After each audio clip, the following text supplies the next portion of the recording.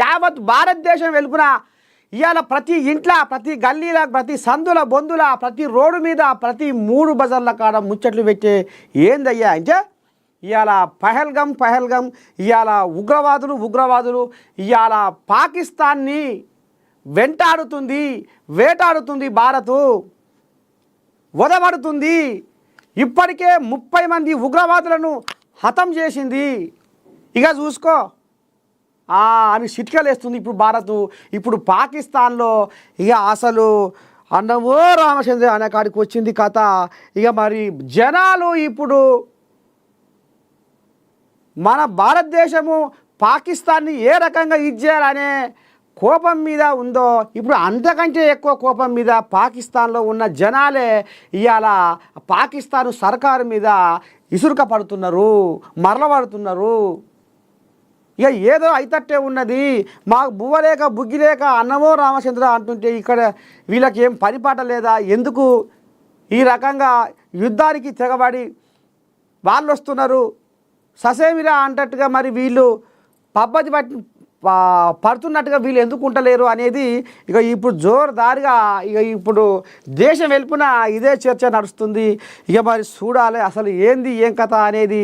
నీతిని అంటగలిపే, జాతిని మంటగలిపే, పాపాత్మల పసిగట్టే ఇక రోజు రాత్రనే మొదలయ్యిందట.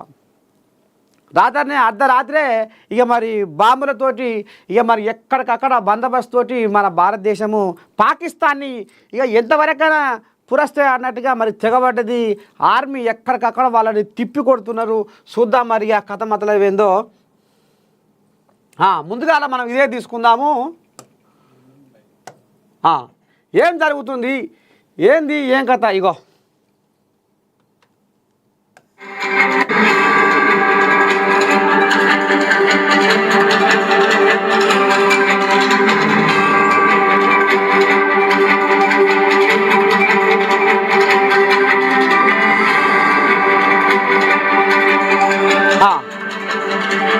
ఆపరేషన్ సింధూర్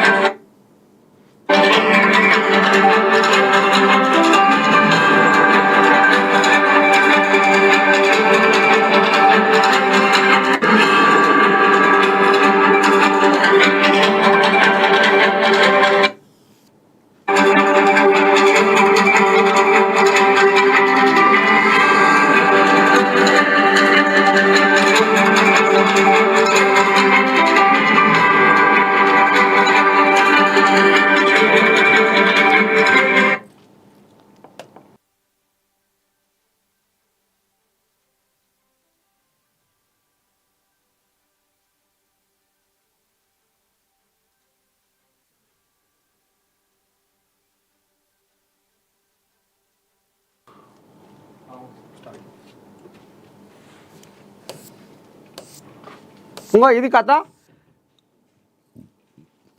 ఇప్పుడు ముందుగాల అసలు ఏం జరుగుతుంది, ఏమవుతుంది, దేశం ఇవాళ గంపంత కన్ను పెట్టుకుని చూస్తుంది. పాకిస్తాన్ మీద ప్రతీకారం, పగ ఎట్లా తీర్చుకోవాలి, ఏం చేయాలి అనేది ఇక మరి నిన్న మొన్న ఐక్యరాజ్య సమితిలో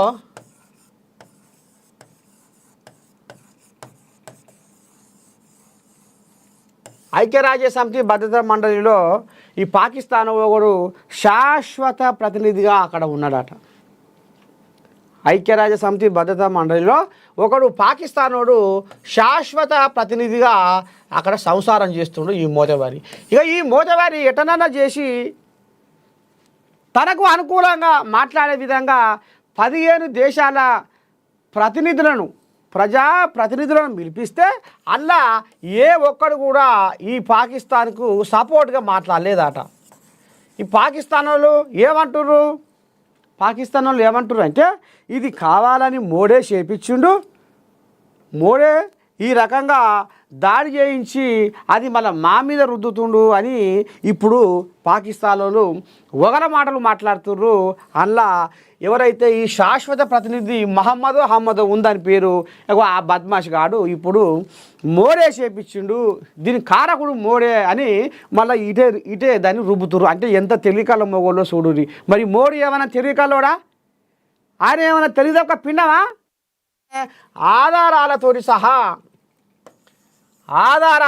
సహా వీళ్ళు ఎప్పుడు ఎట్లా ఏ రకంగా ఏంది ఏం కథ అనేది ఆధారాలతో సహా వీళ్ళు వాళ్ళకు వచ్చి మీ మోడీకి చెప్పుకోపో, నువ్వు ఏ మతము, నువ్వు హిందువువా, నువ్వు ముస్లింవా, నువ్వు క్రిస్టియన్వా, నువ్వు అదా ఇదా అని ఎట్లా పూసగుచ్చినట్టుగా అడిగి ఇది చేసిర్రో అన్ని వీడియోలు ఉన్నాయి. వాళ్ళు ఏడంగా వచ్చిన జాతకం ఉంది, వాళ్ళు ఏడంగా పోయిన కథ ఉంది, ఎట్టట చేసినా వాళ్ళది మొత్తం కథ మతలా ఉంది. కాబట్టి దీని మీద ఈయన పూర్తి ఆధారాలతోటి బయట పెట్టిండు. ఈ ఐక్యరాజ్య సమితి భద్రతా మండలికి వచ్చిన ఈ 15 దేశాల ప్రజాప్రతినిధులకు ఆయన మొరబెట్టి ఈ రకంగా ఆధారాలు బయట పెట్టిండు. అప్పుడు అందరూ ఇక మరి ఇది వాస్తవము, నిజంగానే పాకిస్తాన్ వాళ్ళే ఈ పాపానికి ఒడిగట్టిర్రు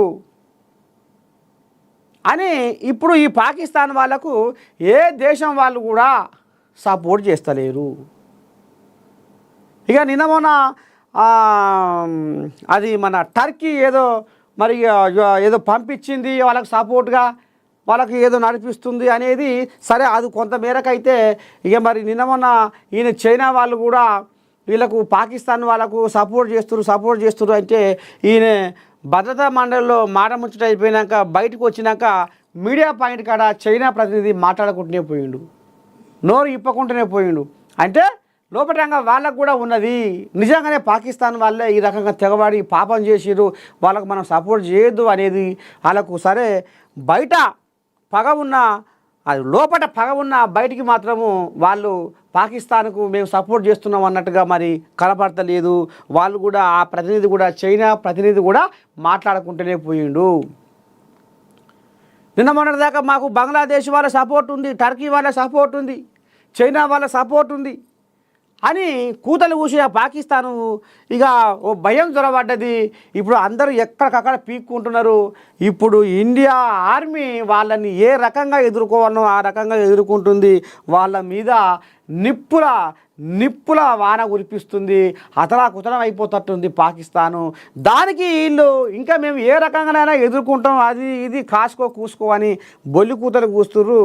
ఇక మొత్తానికైతే పాకిస్తాను పాపము పంట వండే కాడికి వచ్చింది కథ. మోడీ నమ్మించి ఏ రకంగా ఎప్పుడు ఎట్లా ఏ గడియల ఎదుర్కోవాలో ఆ గడియల అర్ధరాత్రి యుద్ధం ప్రారంభం చేసిండు.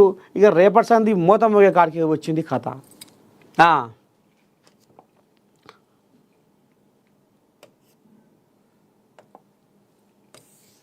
ఏదది ఇంకో ఒక్కసారి ఈ విజువల్ కూడా మనం చూద్దాము.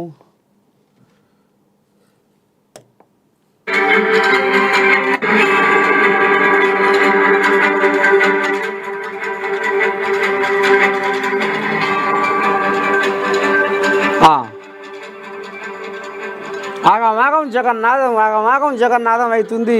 అయితే పాకిస్తాన్లో కూడా ఇదో ఒకసారి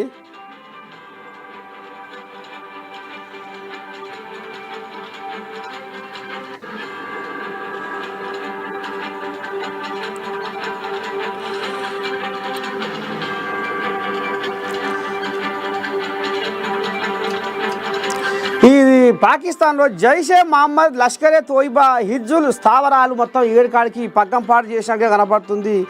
ఆపరేషన్ సింధూర్లో భాగంగా భారత ఆర్మీ పాకు పీఓకేలోని 9 స్థావరాలపై మరి కన్నేసింది. అందులో 4 జైషే మహమ్మద్, 3 లష్కరే తోయిబా, 2 హిజ్బుల్ ముజాహిదీన్ స్థావరాలు ఉన్నట్టుగా ఇక మరి అంచనాకు వచ్చింది. మొత్తానికైతే ఇగో ఈ కథ నడుస్తుంది. ఇదేందా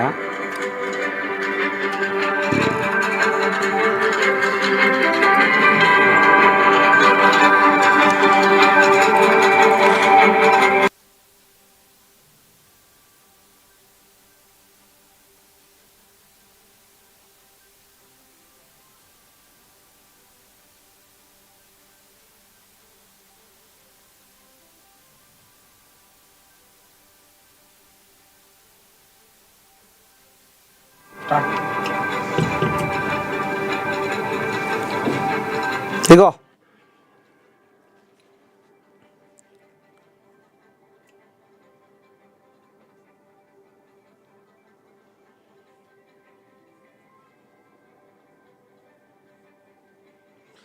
ఉగ్రవాదులకు పాముకు పాలు పోసి పెంచినట్టుగా ఈ పాకిస్తాన్ వాళ్ళు ఉగ్రవాదులకు వాళ్ళకు ఏది కావాలనో అది తినబెట్టి తాగబెట్టి పెంచి పోషించి వాళ్ళను ఉసిగొల్పి మన భారత్ మీద పగబట్టించి వాళ్ళు ఎప్పుడు మన భారతదేశాన్ని ఇది చేయాలి అది చేయాలి సర్వనాశనం చేయాలి దీన్ని నేలమట్టం చేయాలి భూస్థాపితం చేయాలని ఏదైతే పగటి కలలు అంటుర్రో పాకిస్తాన్ వాళ్ళు ఇక ఇక్కడ ఏందది మదర్సా వీళ్ళకు చదువు చెప్పే మదర్సా వీళ్ళకు పాకిస్తాన్లో వీళ్ళకు చదువు చెప్పే ఎక్కడైతే వీళ్ళకు ఈ పాకిస్తాన్ వాళ్ళు ఈ చెడగొట్టుడు మాటలు చెడగొట్టుడు బుద్ధులు ఎట్లా చెడపకుండా చెడవు అనేది మర్చిపోయి ఎట్లా ఒకరిని మనం వశపరచుకోవాలి ఎట్లా ఒకరి రాజ్యాన్ని మనం గుంజుకోవాలి ఎట్లా అన్యాయంగా ఒకరి ప్రాణాలు తీయాలి ఎట్లా పాపాన్ని మూటగట్టుకోవాలి అనేది ఈ దుర్మార్గులు పాకిస్తాన్లో మదర్సాల్లో వీళ్లకు పలక బలపం బట్టి ఈ హింస మీద వాళ్ళకు పాఠాలు నేర్పుతున్న పాపాత్ములు కిరికిరిస్తాన్ ఏదైతే ఉందో ఈ దాయాది దేశము పాకిస్తాన్. ఇప్పుడు ఈ పాకిస్తాన్లో ఇప్పుడు ఏమైందయ్యా అంటే ఆఖరకొస్తరకల్లా చూడు మోడీ ఎంత తెలియకల్లోడో మదర్సాలపై అర్ధరాత్రే మిస్సైల్ ఏకంగా పడంగానే ఎక్కడికక్కడ కుతలమయ్యి ఆగమాగం జగన్నాథం. అప్పుడే రుచి భారతదేశంలో ఇవాళ ఏంది ఏం కథ అనేది భారతీయుల పవర్ ఏంది అనేది అప్పుడే ఆ రుచి చూపించింది. ఇక మరి రేపు ఇంకా పాకిస్తాన్లకు మరి ఇంకా ఏ రకంగా దోషితుల గాశారం ఉంటుందో అనేది కూడా మనము కళ్ళారా చూద్దాము. ఇక మొత్తానికైతే ఈ రకంగా నడుస్తుంది.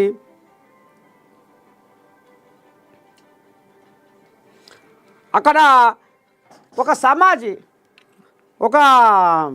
అదేంది వాళ్ళు ఏదో నమాజ్ చేయడానికి ఉంటుంది కదా, ఏదో దాన్ని ఏదో అంటారు.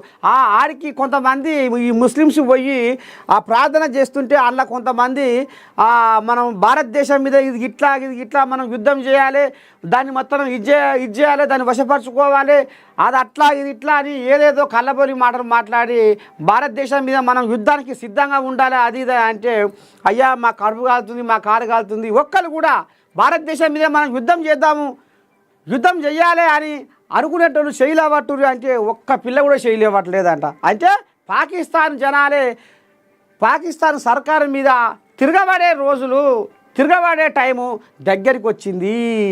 ఇక మరి తల్లి దయ్యమైతే పిల్ల బతకదంటారు. ఇప్పుడు ఆ తల్లి ఏదైతే ఆ జనాలు మరి ఇక ఆయనను ఏరికోరి మరి రాజుగా నిలబెట్టిరో ఈ జనాలు ఆ రాజునే తరిమేయాల దగ్గరికి వచ్చింది. ఇటు ఇండియా అటు పాకిస్తాన్ జనాలతోటి పాకిస్తాన్ సర్కారు ఏమవుతుంది ఎట్లయితుంది అనేది మనం ఇక మరి అర్థం చేసుకోవచ్చు.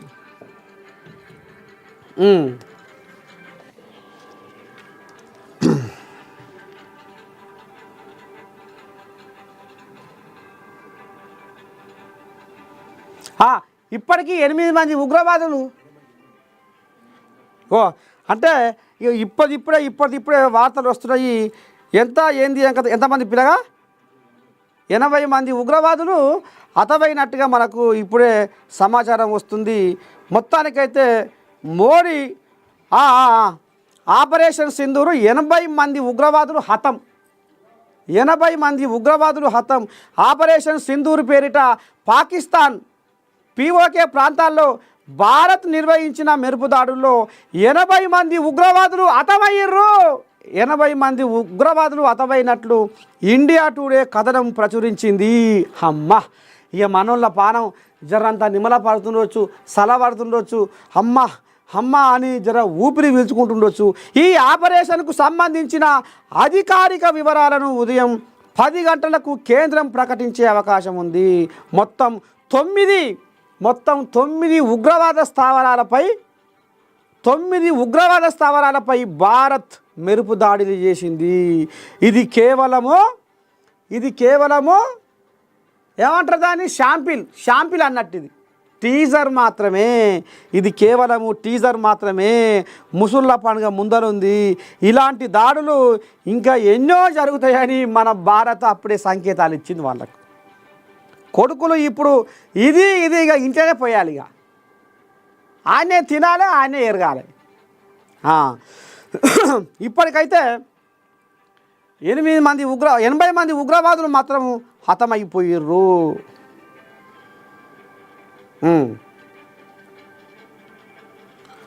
పాకిస్తాన్ దొంగ బుద్ధి.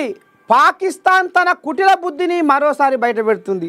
భారత్ కేవలం పాక్లోని ఉగ్రవాద స్థావరాలపై దాడి చేస్తే ఉగ్రవాదు ఎవడైతే అన్యాయానికి అధర్మానికి పాల్పడి మంది ప్రాణాలను బలి తీసుకున్నారో ఆ ఉగ్రవాదుల స్థావరాలపై దాడి చేస్తే ఆ దేశం మాత్రం అమాయక భారత పౌరులపై విరుచుకపడుతుంది.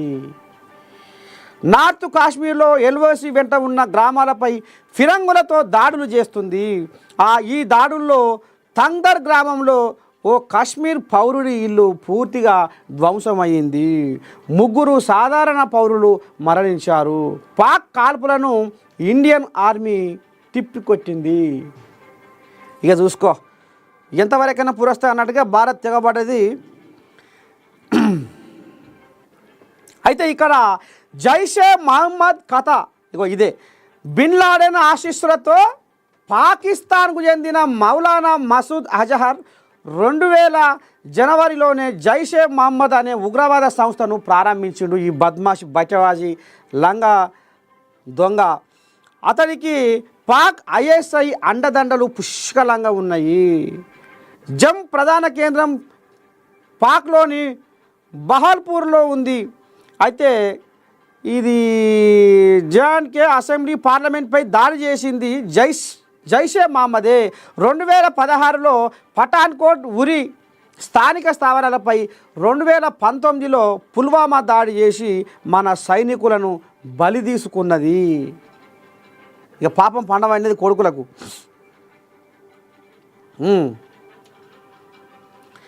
పాక్పై దాడులు భారత్ హర్షాతిరేకాలు.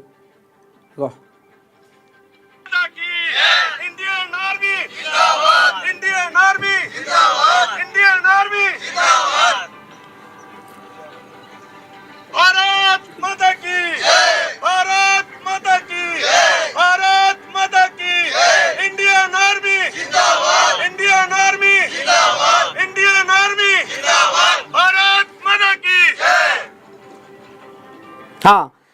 పాక్లోని ఉగ్రస్థావరాలపై భారత్ దాడులు చేయడంతో సర్వత్రా హర్షాతిరేకాలు వ్యక్తమవుతున్నాయి. పహల్గామ్ టెర్రర్ అటాక్కు ఇండియన్ ఆర్మీ ప్రతీకారం తీర్చుకోవడంపై జమ్మూ కాశ్మీర్ సహా దేశవ్యాప్తంగా ప్రజలు ఆనందం వ్యక్తం చేస్తున్నారు.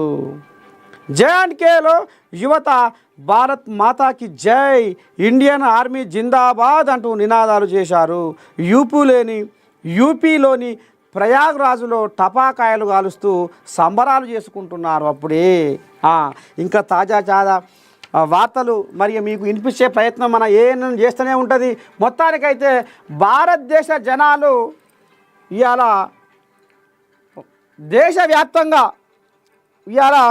దేశవ్యాప్తంగా సంబరాలు చేసుకుంటున్నారు. పాకిస్తాన్లో ఇవాళ ఉగ్రవాదులని ఇవాళ 8 స్థావరాలపై కన్నుపెట్టి 80 మంది ఉగ్రవాదులను హతమార్చింది మన ఇండియన్ ఆర్మీ. ఇగో కౌంటర్ అటాక్ వద్దు, పాక్కు అమెరికా వార్నింగు. ఉగ్రవాదులపై చర్య తీసుకునే హక్కు భారత్కు ఉందని, ఆపరేషన్ సింధూర్పై పాకిస్తాన్ మౌనంగా ఉంటే మంచిదని America national security adviser Marco Rubio హితవు పలికారు. భారత్ యాక్షన్కి కౌంటర్గా పాక్ ఎలాంటి చర్య తీసుకోవద్దని, ఇండియాపై యుద్ధానికి ధైర్యం చేయొద్దని సూచించారు. చూసుకో, పాక్ జాతీయ భద్రతా సలహాదారుతో మాట్లాడిన రూబియో క్వీప్ క్వైట్ అంటూ వార్నింగ్ ఇచ్చారు. మొత్తానికి మూత మోగిస్తారు. అమెరికా నుంచి కూడా మనకు మరి మద్దతు వస్తుంది. దాడి గురించి ఇండియన్ ఆర్మీ ముందే హింటు ఏంది, పాకిస్తాన్ ఉగ్రవాదులపై దాడికి కొన్ని నిమిషాల ముందు ఇండియన్ ఆర్మీ ఎక్స్లో పోస్ట్ చేసిన వీడియో వైరల్ అవుతుంది. Ready to strike train to win అనే క్యాప్షన్తో అర్ధరాత్రి 1:28 ఈ వీడియోను అప్లోడ్ చేసింది. అమ్మ ఇక ఆ తర్వాత 10 నిమిషాలకే ఆర్మీ ఆపరేషన్ సింధూర్ చేపట్టి ఉగ్రవాద శిబిరాలను ధ్వంసం చేసింది. ఎక్కడికక్కడ పగ్గం పాడు చేసి దాడి చేయబోతున్నామనే విషయాన్ని ఈ వీడియో ద్వారా ఆర్మీ ముందే చెప్పినట్లు తెలుస్తుంది. ఇగోది ఆ కథ. ఇగో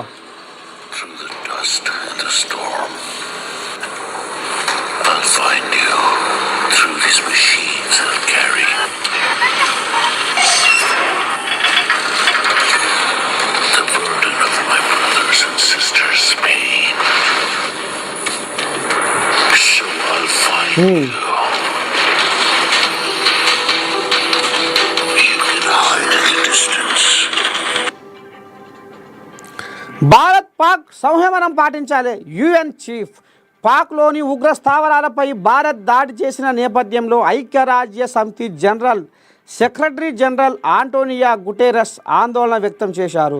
భారత్ పాకిస్తాన్ యుద్ధానికి దిగకుండా సంయమనం పాటించాలని కోరారు.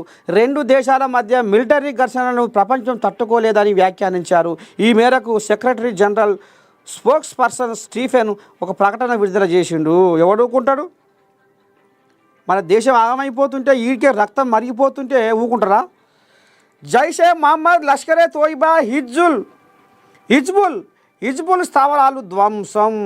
ఆపరేషన్ సింధూర్లో భాగంగా భారత్ ఆర్మీ పాక్ పీఓకే లేని 9 ఉగ్రవాద స్థావరాలపై విరుచుకుపడింది. అందులో 4 జైషే మహమ్మద్, 3 లష్కరే తోయిబా, 2 హిజ్బుల్ ముజాహిద్దీన్ స్థావరాలు ఉన్నట్టు తెలుస్తున్నది. ఈ దాడిలో అవి మొత్తం పూర్తిగా ఎక్కడికక్కడ పగ్గం పాడైపోయినాయి. ఇక ఇంకో ముచ్చట ఏంటంటే ఇక మదర్సాలో ఏదైతే ఈ బద్మాష్గాళ్ళు ఉగ్రవాదులకు నేర్పే ఏదైతే వాళ్ళకు ఒక సంబంధించిన ఒక ఆశ్రయం ఉంటుందో, ఒక బడి లాంటిది, అగో అందులో వీళ్ళకు ఎట్లా చేయాలి మోసం, ఎట్లా పగబట్టాలి, ఎట్లా ఎదుర్కోవాలి, ఎట్లా ఇది చేయాలి అనేది ఇక ఈ రకంగా వాళ్ళకు బుద్ధులు నేర్పే పాపం బుద్ధులు నేర్పే ఈ బద్మాష్గాళ్ళ మదర్సా ఏదైతే ఉందో దాని మీద కూడా మన మిస్సైల్స్ వాడడంతో ఎక్కడికక్కడ పగ్గం పాడయి ఇదైపోతుర్రు, వణికిపోతుర్రు పాకిస్తాన్ జనాలు. ఇక ఇది కథ.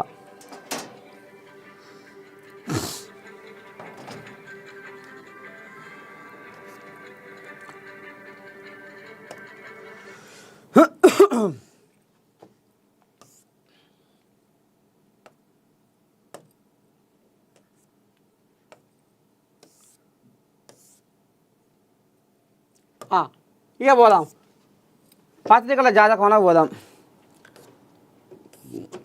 రేవంత్ రాజీనామా చేయి, పాలన చేత కాకపోతే రాష్ట్రం పరువు దిగొద్దు, ఆపద వచ్చినప్పుడు ప్లానింగ్ కమిట్మెంట్ ఉండాలి. మీ వ్యాఖ్యలు ప్రజల ఆత్మగౌరవాన్ని దెబ్బతీసేలా ఉన్నాయి. బీజేపీ ఎంపీ ఈటెల రాజేందర్పై ఫైర్. ఇక ఈయన కూడా 5 ఏళ్ళు వాళ్ళ 5 ఏళ్ళెట్లా ఎక్కువనే కల్వకుంట్ల కుటుంబంతో రాసుకొని పూసుకున్న మనిషి, పూసుకొని తిరిగిన మనిషి. ఇక మరి రేవంత్ రాజీనామా చేయి అని అంటుండు. మరి ఉన్నమాట చెప్పాలి కదా. ఇప్పుడు తండ్రి ఉండు, కొడుకులు ఉండు. సరే మా నాయన మేము ఏం అడిగినా ఇస్తాడు, అడగకుండా మేమెందుకు ఉండాలి, తప్పకుండా ఇస్తాడు అని వీళ్ళకు ఆశ ఉంటుంది. మరి సరే ఏదన్నా కోరికలు కోరుకుంటే సరే ఓనాడు ఉన్నప్పుడు ఇస్తుండొచ్చు, లేనప్పుడు బిజా అది గట్ట కాదు ఇది గిట్లా. అయితే ఈయన ప్రతిదానికి గంగితిలక తలకాయ మీరు ఏం అడిగినా ఇస్తా, మీరు ఏం కోరుకున్నా నేను తెచ్చిస్తా అని గంభీరంగా పోతే ఒరే మా నాయనే గిట్లా అంటుండు, ఇంకా మాకేం కొదవా, మాకేం లోటు, తేపో అది తీసుకురాపో, ఇది తీసుకురాపో, అది పెట్టు ఇది పెట్టు, లొటపీసు ఆసుపత్రి. మరి ఇప్పుడు ఉన్న సంసారం బయటేస్తుండు ఆయనే. లక్షల కోట్ల దోసుకొని వాళ్ళు ఊరక పెట్టుకొని అక్కడ గడీలలో మూరట్ల మునుగుతుంది, దాని సప్పులు లేదు. సంసారం అంతా తెలంగాణ సంసారం అంతా మొత్తం ఎగరాకి కరగనాకి కథం పట్టించి తెలంగాణ సంపద మొత్తం తూర్పార పట్టి ఇవాళ బాయికాడ వండుకున్న వాళ్ళకేమో బాయికాడ వండుకున్న వాళ్ళేమో మంచోళ్ళే ఇవాళ అప్పుల కుంపటి ఎట్లా దీన్ని ఏం చేయాలి అని ఉండే సంసారం గిది. ఈ సంసారంలో అప్పుకి ఇంత ఉంది, ఆమ్దానికి ఇంత ఉంది, ఈ పథకాలకు ఏం పెట్టాలి, ఉద్యోగస్తులకు ఏం మంచాలి, బయటికి పోతే వాళ్ళు అప్పు ఇప్పటికే మీకు మీ ఫామ్ హౌస్లో వండుకుంటున్న దొర 8 లక్షల కోట్ల అప్పు చేసిపోయిండు. అది మా దగ్గర అప్పు తీసుకున్నాడు, అదే కట్టలేకపోతున్నారు, ఇంకేడ తెచ్చియాలని. అంతే కదా. ఇప్పుడు ఓ సావుకారు దగ్గర 1 లక్ష రూపాయలు తీసుకుంటాం, ఆయనకు సరే మిత్తి అసలు కట్టి ఇది చేస్తే మళ్ళీ 2 లక్షలు ఇస్తాడు, అది కూడా కడితే మళ్ళీ 5 లక్షలు ఇస్తాడు. 5 లక్షలు అయినాక వాటిని జరుపుకుంటా ఆ మిత్తిరే కట్టు. ఓ అమ్మ ఇక ఈయన ఇట్నే జరుపుతుండు, ఈయన వల్ల కాదు, ఇక ఏ ఖానా కూడా లేదు, మళ్ళీ అడిగితే ఏ ఖానా కూడా ఇయ్యాడు. ఇక ఇప్పుడు గిదిగి అదే పరిస్థితి అయింది. లక్షల కోట్లు ఇవాళ గంగల పోసినట్టు అయింది.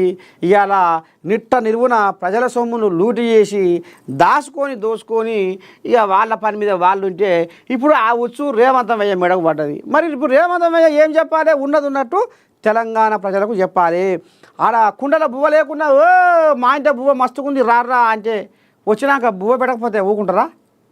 అందుకనే కుండల బువ్వ లేదు, కుండల బువ్వ ఖాళీ అయింది కాబట్టి ఖాళీ అయిందని చెప్తున్నా. కుండల బువ్వ లేదు, చదువుకొని తిందాము అనేది ఇప్పుడు రేవంతమయ్యే మాట. తప్ప ఇది? ఓ ఇక దీని మీద ఇక నీకు బట్ట నువ్వు, నాకు బట్ట నేను, ఎవరు దోసినట్టుగా వాళ్ళు ఇష్టం వచ్చినట్టుగా రాసుకొని ఎవడేమనుకుంటే ఏంది, ఉన్న మాట చెప్తే ఉన్నది ఉన్నట్టు అంటే ఊరు నాకు వచ్చిరాదు అన్నట్టు గిదే కావచ్చు.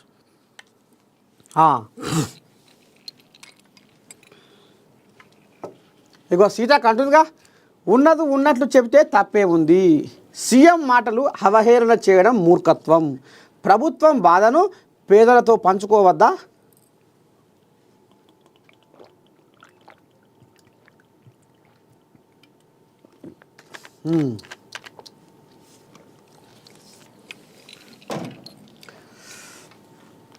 ప్రభుత్వం బాధను పేదలతో పంచుకోవద్దా?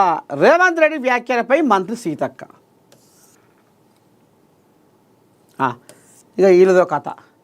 ఓబులాపురం మైనింగ్ కేసులో సంచలన తీర్పు, సబితకు రిలీఫ్.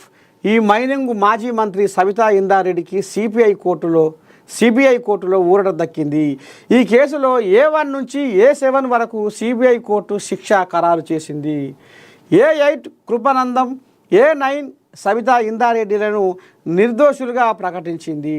ఓబులాపురం మైనింగ్ కేసులో తనను నిర్దోషిగా సిబిఐ కోర్టు ప్రకటించడం పట్ల మాజీ మంత్రి సబితా ఇంద్రారెడ్డి సంతోషం వ్యక్తం చేశారు. ఈ కేసులో ఆమెను సిబిఐ కోర్టు నిర్దోషిగా ప్రకటించింది. ఈ నేపథ్యంలో మంగళవారం హైదరాబాదులో సబితా ఇంద్రారెడ్డి స్పందించారు. తనను నిర్దోషిగా ప్రకటించిన కోర్టుకు ఈ సందర్భంగా ఆమె ధన్యవాదాలు తెలిపారు. 12 ఏళ్ల పాటు ఈ కేసులో న్యాయం కోసం పోరాటం చేశానన్నారు. ఈ సందర్భంగా పలు అవమానాలు సైతం తాను ఎదుర్కొన్నానని ఆమె గుర్తు చేసుకున్నారు. మొత్తానికి ఓబులాపురం మైనింగ్ కేసులో ఒక సంచలన తీర్పు వచ్చింది. సబితా ఇంద్రారెడ్డికి CBI court clean chit, Gali Janardhan Reddy సహా 4 దోషులు అందరికీ 7 ఏళ్ల జైలు శిక్షతో పాటు 1 లక్ష జరిమానా. 15 ఏళ్ల పాటు సాగిన ఓబులాపురం మైనింగ్ కేసు విచారణ. ఓఎంసీ అక్రమ మైనింగ్పై 2009లో సిబిఐ కేసు నమోదు. కన్నీళ్లతో కోర్టు మెట్లెక్క, తీర్పుపై సబితా ఇందారెడ్డి ఎమోషనల్. ఇక సరే చెయ్యని పాపానికి ఏదో అంటగడితే ఎవరికైనా బాధ అనిపిస్తుంది కదా. అందుకనే ఇక నిన్న సోషల్ మీడియాలో మొత్తం ఆమె ఉంది, ఏడ్చుకుంటా. సరే ఇంకా ఆ కథ అట్లా పెట్టు. అందాల పోటీలకు పైసలు ఉన్నాయా? హామీలు అమలు చేసేందుకు ఉండవా? ఇప్పుడు అందాల పోటీలు పెడితే 102 దేశాలకు వెళ్ళి ఇవాళ అక్కడ ఉన్న ప్రజాప్రతినిధులు ఏ దేశాల వాళ్ళు అయితే వస్తున్నారో వాళ్లకు తెలంగాణ చరిత్ర ఏంది, తెలంగాణ వైభవం ఏంది, తెలంగాణలో ఏమున్నది, తెలంగాణ మీద మనం రేపు ₹1 ఖర్చు ఎట్లా పెట్టవచ్చు అనేది ఒక ఆలోచనకు వస్తుంది. అందుకనే ఇప్పుడు ఈ కథ పెట్టిరు వీళ్ళు కాంగ్రెస్ వాళ్ళు. ఇప్పుడు ఇట్లా ఇవాళ ₹10 ఖర్చు పెడితే రేపు మనకు ₹20 వస్తాయి. తెలంగాణ ఇప్పటికే దరిద్రంతో కొట్లాడుతుంది. మరి ఆ దరిద్రాన్ని మీరు ఇచ్చిందే కదా, మీరు తెచ్చిందే కదా. తెలంగాణకు దరిద్రాన్ని నిండార్లా పూన వెచ్చిపోతుంది. ఒక్కనాడన్నా ఒక్క రోజన్నా మీ అయ్యా బయట దేశం పోయి పైసలు పట్టుకొచ్చిండా, పెట్టుబడులు గుంజుకొచ్చిండా? ఇవాళ 17 నెలల్లో రేవంత్ రెడ్డి ఎన్నిసార్లు పోయిండు? తెలంగాణ సంసారం తెరలు కావద్దు, ఇది బరివతల వ్యవహారం కావద్దు, కేసీఆర్ చేసిపోయిన అప్పులకు మిత్తిని కట్టుకుంటానైనా తెలంగాణ సంసారం జనాలకు చెప్పుకుంటా కలో గంజో దాగి మన సంసారం చేసుకుందాం అన్నట్టుగా ఆ రకంగా ఆయన బయట దేశాలకు పోయి మరి లక్షల కోట్లు పెట్టుబడులు గుంజుకొస్తుండు. చూస్తలేమా? 10 ఏళ్ల కాలంలో ఒక్కనాడైనా కేసీరావు ఇప్పుడు ఫామ్ హౌస్లో వండుకున్న కేసీరావు ఒక్క రోజైనా బయట దేశం పోయి పైసలు తీసుకొచ్చిండా, పెట్టుబడులు గుంజుకొచ్చిండా? ఆయన ముఖ్యమంత్రి, నువ్వు పక్కగా పెట్టు, మీ అయ్య గురించి మాట్లాడతాం. ఒక్కనాడైనా పోయిండా 10 ఏళ్ల కాలంలో? మరి ఇవాళ రేవంత్ రెడ్డి ఎన్నిసార్లు పోయిండు? అది అందుకనే ఇవాళ ఈ అందాల పోటీలు కూడా తెలంగాణ రూపురేఖలు మార్చడంలో ఇది కూడా మరి దోహదపడుతుంది అనేది, ఇది కూడా భాగస్వామ్యం అయితే మరి ఈ అందాల పోటీలు పెడితే ఈ పెట్టుబడులు వచ్చి తెలంగాణలో ఇంకా కొద్దిగా డెవలప్ అవుతుంది. ఇక్కడ ఇంత చరిత్ర ఉందా ఈ తెలంగాణకు? తెలంగాణ వైభవం అంటే ఇదా అనేది దాని మీద పెట్టుబడులు ఆకర్షించడానికి కూడా ఇదొక కారణం అనేది కూడా మరి వీళ్ళకి తెలియకపోతే ఇక వాళ్ళ మూర్ఖత్వమే అది. ఇది షో, పాలిటిక్స్ కాదు. ఉన్నది ఉన్నట్టు మాట్లాడితే తప్ప అప్పుల పాలు చేసిన వాళ్ళే అబద్ధాలు ఆడుతున్నారు. అప్పు ఉందని చెప్పకపోతే ప్రజలను మోసం చేసినట్లు అవుతుంది. అంతే కదా? ప్రతి నెల అప్పుల వడ్డీలకు 6,500 కోట్లు వెచ్చిస్తున్నాం. మంత్రి పొంగులేటి శ్రీనివాసరెడ్డి వెల్లడి. ఇక ఆయన పెద్ద పొక్క చేసిపోయిండు. మేము శుద్ధ పూసలము, మేము సొక్కం పూసలము, మేము రాష్ట్రాన్ని బ్రహ్మాండంగా ప్రగతిలో ఉరకలు పెట్టిస్తే ఇక ఇప్పుడు వీళ్ళు వచ్చి దాన్ని ఇది చేసే అది చేసే అని ఇప్పుడు ఒకల మాటలు మాట్లాడుతుర్రు. మరి 6,500 కోట్లు నెలకు ఎట్లా కడుతుర్రు చెప్పురి? ఇప్పుడు మీరు అప్పుసప్పు లేకుండా మంచిగా చేసినాము, మంచిగా వ్యవహారం చేసినాము, మాకు మేము చేసినట్టుగా వాళ్ళు చేయస్తలేదు, మేము ఏడ కనపడ్డ భూమిని అలా అమ్మినాం, వీళ్ళకి అమ్మొస్తలేదు, మా కంట్లో కనబడ్డ భూమిని కబ్జా పెట్టి సర్కారు భూముల పొతం బట్టి తూర్పాల బట్టి వాళ్ళు జాడిచ్చి మేము మా లొట్టలో ఇన్ని వేసుకున్నాం, మా గడిలో ఇన్ని నింపుకున్నాం, బయట దేశంలో ఇన్ని దాచుకున్నాం, ₹10 దాచుకున్నాం, ₹2 ఖర్చు పెట్టినాం. మరి అట్లనే వీళ్ళు కాంగ్రెస్ వాళ్ళకేమో చేయవేస్తలేదు. అడుగడుగున బుడిగబావులు అన్నట్టు అడుగడుగున సర్కారు భూములు ఏడ కనపడితే ఆడ మొత్తం పొతం పడుతుంది. లక్షల కోట్ల సర్కారు భూములని తెలంగాణలో నిట్ట నిలువన అమ్మితిరి. ఆ తెలివేమో ఈ కాంగ్రెస్ వాళ్ళకేమో లేకపాయే. మొన్న గదేదో కంచెకచ్చుబలి భూముల కథ సుప్రీంకోర్టే తీర్పిచ్చింది ఈ సర్కార్దని. దాన్ని ఏడంగా ఏం చేయాలి, ఏం కథ అనేది ఈ కాంగ్రెస్ వాళ్ళకు సోయి లేకపాయే. దాన్ని ఎట్లా అమ్మాలి, దాన్ని ఎట్లా దిగమింగాలి, దాన్ని ఏ రకంగా ఇచ్చేయాలి ఆ తెలివేమి, ఈ దొంగ తెలివేమి వీళ్ళకి పాపం లేకపాయే. దాన్ని ఎట్లా చేద్దాం, ఏం చేద్దాం, దానిలో పరిశ్రమలు పెట్టి మళ్ళా జనాలకు ఉపాధి కల్పిద్దామని దాన్ని ఏదో చేయబోతే వచ్చే అలా జింకలు ఉరుతున్నాయో, ఏనుగులు ఉరుకులు పెడుతున్నాయో, నెమలు కళ్ళ పంట నీళ్లు పెడుతున్నాయో అని కథలు పడి ఏఐ వీడియోలతోటి మొత్తం ఆగమాగం జగన్నాథం చేస్తుంది. ఆఖరికి వస్తారు అవి ఫేక్ వీడియోలు, ఫేక్ ఆడియోలు అని తెలిస్తే జనాలు మమ్మల్ని తుప్ప ఏడ ఉంచుతారో అని సోషల్ మీడియాలో అవి కట్ చేపిస్తుంది, డిలీట్ చేపిస్తుంది, దొంగ వేషాలు వేస్తుంది, పగ వేషాలు వేస్తుంది. మరి ఈ పగటేశాలు ఈ దొంగ వేషాలేమో ఈ కాంగ్రెస్ వాళ్ళకి వేయేస్తలేదా? మీ లెక్క ఎత్తులు జిత్తులు చేయొస్తలేదా? ఇది కథ.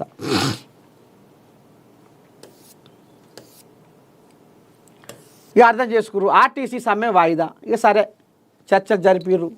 ఉన్నది ఉన్నట్టుగా కుండ బద్దలు కొట్టి దండోరం మోగిచ్చుండు రేవంత్ రెడ్డి. ఇక లాభం లేదు. పెద్ద మనిషి కాడెత్తేసి ఇక మరి ఉన్నది ఉన్నట్టుగా ఉన్న సంసారం అంతా బయట వేసిండు. ఇప్పుడు మనం పోయి ఏం చేద్దాం? మన ఇజ్జత్ పోద్ది. రేపు జనాలు సిగ్గి రజ లేదా ఆయన ఏ సక్కన ఊరికి మళ్ళీ మీరు రోడ్ల మీద పడ్డారు. ఆయన కుండలో బువ్వ లేదా ఆయన ఎత్తేసే కుండనే 16 పచ్చలా ఇంకా బువ్వకు నువ్వేడా ఉరుకులో పెడుతున్నావు అని మళ్ళీ ఉల్టా అవుతుందో ఏమో ఎవరో అన్నట్టుగా ఇక ఆర్టీసీ కోళ్ళాగలు ఇక జర్రంతా నిమ్మల పడ్డాయి. ఇక వాళ్ళకు కూడా సర్కారు వాళ్ళు చెప్పిర్రు ఎప్పుడు చేద్దాం, ఏం చేద్దాం, ఎట్ట చేద్దాం, జర్ర సోసాయించుకొని జర సైసూర్య అన్నట్టుగా దాదాపు 3 గంటల పాటు కొనసాగిన చర్చల్లో ఆర్టీసీ విలీనం అంశంపైన సుదీర్ఘంగా చర్చ జరిగినట్లు సమాచారం. ఈ చర్చల అనంతరం ఆర్టీసీ జేఏసీ నేతలు మీడియాతో మాట్లాడుతూ ఉద్యోగ భద్రత కల్పించాలని ప్రభుత్వాన్ని కోరనున్నారు. ప్రైవేటు విద్యుత్ బస్సుల గురించి ప్రభుత్వం సానుకూలంగా స్పందించిందని, ప్రభుత్వమే విద్యుత్ బస్సులను కొని ఆర్టీసీకి ఇచ్చేలా చర్యలు చేపడతామని మంత్రి అన్నారు. కారుణ్య నియామకాలపై ప్రభుత్వం సానుకూలంగా స్పందించిందని, సింగరేణి మాదిరిగా రెగ్యులర్ ప్రాతిపదికన కారుణ్య నియామకాలు చేపట్టాలని మేము కోరామన్నారు. విశ్రాంత ఉద్యోగుల బకాయిలు, వేతన సవరణ గురించి సానుకూలంగా స్పందించారని పేర్కొన్నారు. మా సమస్యల పరిష్కారం కోసం ప్రభుత్వానికి కొంత సమయం ఇచ్చేలా దేశంలో ప్రస్తుతం నెలకొన్న పరిస్థితులను దృష్టిలో ఉంచుకొని సమ్మెను కొంతకాలం పాటు వాయిదా వేయాలని నిర్ణయించుకున్నాం. మా సమస్యల్ని పరిష్కరించకపోతే ఖచ్చితంగా మళ్ళీ సమ్మె తేదీని ప్రకటిస్తాం. ఇది తాత్కాలిక వాయిదా మాత్రమే అని జేఏసీ నేతలు స్పష్టం చేశారు. తమ డిమాండ్ల సాధన కోసం సమ్మె చేయాలని ఇటీవల టీజీఎస్ ఆర్టీసీ ఐకాసా నేతలు నిర్ణయించిన విషయం తెలిసిందే. ఈ నెల 6వ తేదీ అర్ధరాత్రి వరకు చర్చలకు ఆహ్వానం రాకపోతే మే 7వ తేదీ నుంచి సమ్మెకు దిగుతామని ప్రకటించారు. ఈ క్రమంలోనే సోమవారం భారీ కవాతు సైతం నిర్వహించారు. తాజాగా మంత్రి పొన్నం ప్రభాకర్తో జరిపిన చర్చలు సఫలం కావడంతో సమ్మెను వాయిదా వేస్తున్నట్టు ప్రకటించారు. ఇంకా ఇది కథ.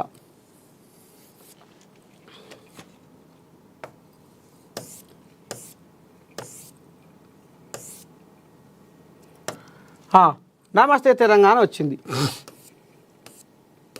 ఏం రాసుకొచ్చారు చూద్దాం. వీళ్ళు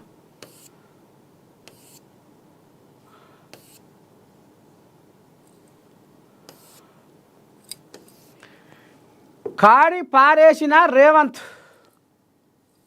కాడి ఎత్తేసిన అన్నట్టు. పాలన చేత కాకుంటే దిగిపో. 43 సార్లు ఢిల్లీకి పోయి 43 పైసలైనా తెచ్చినవా? ఇక ఇప్పుడు చూద్దాం వీళ్ళ కథ ఏందో చూద్దాం. బీఆర్ఎస్ 10 ఏళ్ళ అప్పు కేవలం 4,17,000 కోట్లేనట. అమ్మా ఎంత అలకగా తప్పించుకుంటారు. 18,000 కోట్ల ఆదాయంతో రాష్ట్రాన్ని అప్పగించినాం. అమ్మని సామిరంగా ఓ అమ్మ బోకర్ బొచ్చలు ఇచ్చి వీళ్ళు 18,000 కోట్ల ఆదాయం. అబ్బో అబ్బో అసలు మిత్తిపై అడ్డగోలుగా అబద్ధాలు చెప్తున్న రేవంత్. ఎక్సైజ్ ఆదాయం మినహా అన్ని రాబడులు తగ్గినాయి. 170 కోట్ల లంచం ఇచ్చి భూములు బ్రోకర్లకు ఇచ్చిండ్రు. రేవంత్ రెడ్డి సర్కారును నడుపుతున్నవా సర్కసా? సర్కసా? ఢిల్లీ పార్టీలను నమ్మితే గోసేనని కేసీఆర్ చెప్పింది నిజం. కాంగ్రెస్ మేనిఫెస్టో ఈ శతాబ్దపు అతిపెద్ద మోసం. బీఆర్ఎస్ వర్కింగ్ ప్రెసిడెంట్ మాజీ మంత్రి కేటీఆర్ ఫైర్. ఒక్కసారి ఈయన భాగవతం ఏందో మనం కూడా చూద్దాము. 43 సార్లు ఢిల్లీకి పోయి 43 పైసలైనా తెచ్చినవా అని అంటుండ్రు. ఈయనే వీళ్ళయ్యా ప్రజల సొమ్ముతోటి ప్రగతి భవన్ కట్టుకుండు. ఎంత కోట్ల రూపాయలు.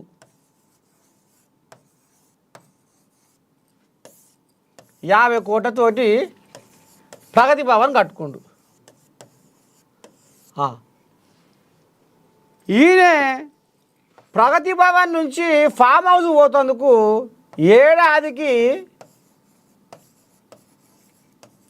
79 కోట్లు ఖర్చు పెట్టిండు. ఈయన పోయి వస్తుందికే మనం ఇంటికాడ లేచి బైకాడికి పోయిరాం. రైతు ఇప్పుడు ఇంటికాడ చెల్లి బైకాడికి పోయి మళ్ళీ ఇంటికి వస్తాడుగా. అగో గదే తరీక ఈయన ప్రగతి భవన్ మంది సొమ్ముతోటి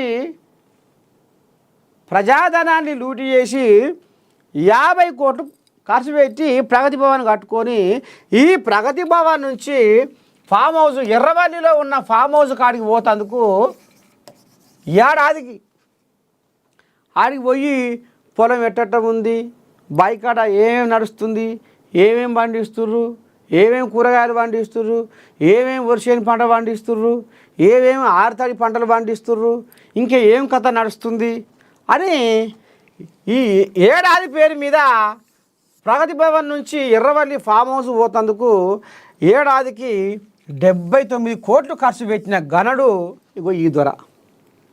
ఇప్పుడు ఫామ్ హౌస్లో వండుకున్న దొర. ఇక చూడుది అంటే ప్రజాధనాన్ని వీళ్ళు ఏ రకంగా విచ్చలవిడిగా లూటి చేసిరో అర్థమవుతుంది. మరి ఇప్పుడు ఎవరయ్యే దొంగలు? ఇప్పుడు దొంగలు ఎవరా అంటే ఏం చేస్తారు? ఏడాదికి తొవ్వ ఖర్చు. నువ్వు బాయికాడికి పోతందుకే ఏడాదికి బాయికాడికి పోతందుకు 79 కోట్లు బాయికాడికి. అంతే కదా, బాయ్ అన్నట్టే కదా. బాయికాడికి పోతందుకు 79 కోట్లు. నువ్వు ఇప్పుడు ఎవరు దొంగలు? కలవకుంట కుటుంబమే కదా దొంగలు. మళ్ళా రైతులకు ఉచిత ఎరువులు అన్నాడు. రైతులకు ఉచిత ఎరువులు అని మాట తప్పిండు. రైతులకు ఉచిత ఎరువులు అని మాట తప్పిండు. ఇప్పుడు దొంగలు కారా? నిరుద్యోగ భృతి అంటివి అందులో మీరు దొంగలే అవుతుంది. దళితులకు 3 ఎకరాల భూమి అంటిది అందులో మీరు దొంగలే అవుతుంది. రైతు బంధు అని ఈ రైతు బంధు చల్లగుండా గుట్టలకు, రాళ్లకు, రప్పలకు, దానికి దీనికి ఇස්සర మස්සర రోడ్లకు, వెంచర్లకు ఆగం చేసిర్రు. అయ్యో సాగు చేసుకుంటే 10 రూపాయలు పెట్టుబడి వస్తే పంటకు ఎకరకు వస్తుంది. రాళ్ళకి ఇస్తిరి, రప్పలకి ఇస్తిరి, గుట్టలకి ఇస్తిరి. ఆఖరికి వస్తారకల్లా సర్కారు రోడ్లకి ఇస్తిరి, వెంచర్లకు, ప్లాట్లకు కూడా మీరు రైతు బంధు చేస్తుంది. ఇక్కడ మొత్తము లక్షల కోట్ల రూపాయలని ఆగం చేస్తుంది. ఇప్పుడు ఇంట్లో ఈ విషయంలో మీరు కాదా దొంగలు? దళిత బంధుని మొత్తం దగా బంధు చేస్తుంది. దళిత బంధుని మొత్తం దగా బంధు చేసి అందులో కమిషన్లు, అందులో మీకు ఎంత కమిషన్లు రావాలనో మీ కమిషన్లు మీకే నడిచాయి. మళ్ళీ మీరు దొంగలకు సద్దులు మోస్తోళ్ళకే, జెండాలు మోసే కార్యకర్తలకే, జెండాలు మోసే ఎంపీటీసీలకే, జెండాలు మోసే సర్పంచులకే ఈ దళిత బంధు ఇచ్చుకుంటుంది. ఇది ఏమన్నా అందం సందం ఉందా? ఇంట్లో కూడా మీరు దొంగ చేశారే చేస్తుంది. కాంట్రాక్టర్లు బిల్లులు చెల్లించక ఇక నేను వస్తానో రానో 10 ఏళ్ళైతే రాజ్యం వెళ్ళిన వ్యతిరేకత వస్తుంది. ఇక రేపు నా ముక్కు పిండి చెవులు పిండి తొడపాశం పెడతారు జనాలు, ఎటుబడి అదురుకుండు. ఇక లాభం లేదు, తెలిసిపోయింది.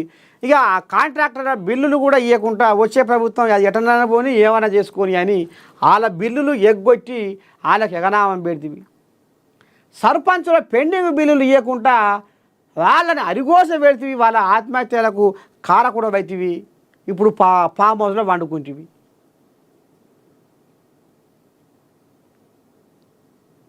హరితారం పేరు మీద మొక్కలని పెట్టి హరితహారం పేరు మీద మొక్కలను పెట్టి అందులో 1000 కోట్లు దోసుకొని తింటివి.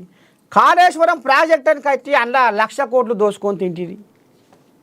మీ కథలన్నీ ఒక్కొక్క కథ అని బయటకు వస్తుంటే ఈ కథలు మీరు నడిపించి ఈ కథలు మీరు చేసిరు కాబట్టి ఇవాళ తెలంగాణ తెరలైంది. మరి రేవంత్ రెడ్డి ఏం తప్పుంటుంది? ఉన్నమాట చెప్తుండు. కుండల బువ్వ లేదు, సంసారం వెళ్తలేదు, అప్పు ఊడతలేదు. తప్పే ఉంది చెప్పు. ఉన్నమాట అనడంలో తప్పే ఉంది. ఎలా చెప్పుకున్నాక తండ్రి ఒక ముచ్చట. మా అయ్య మేము ఏదంటే అది ఇస్తుండు అంటే అయ్య ఏం చెప్పాలి? బిడ్డ అది కాదు, గిది గిట్లా, మన సంసారం గిది, మన స్తోమత గిది, మన ఖర్చు గిది, మన ఆదాయం గిది, మనం గీ రకంగా పోదాం బిడ్డ. ఓనాడు కూర తీసుకుందాం, ఓనాడు కారం పొడితో తిందాం, ఒకనాడు సల్లబొట్టు పోసుకుందాం, ఒకనాడు ఏది లేదు బిడ్డ ఉట్టితే గంజి తాగుదాం. మరి తండ్రి చెప్తేనే కదా కొడుకులకు అర్థమయ్యేది. అరే నిజమే, సంసారం గురించి మాయ చెప్తుంది కాబట్టి కనిపెట్టుకొని తిరగాలనేది ఒక సోయి ఉంటుంది.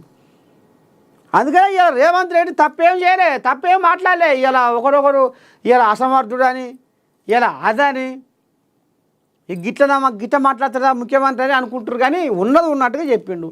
అందుకనే వెనకటి పెద్దలు అన్నారు, ఉన్నది ఉన్నట్టు అంటే ఊరు నాకు వచ్చి రాదు అనే సామెత ఒక గిందుకే పుచ్చింది. అందుకనే ఇవాళ నిట్ట నిలువున తెలంగాణది దోసుకొని దాచుకున్నది ఎవరయ్యా అంటే కల్వకుంట్ల కుటుంబం దొంగలే.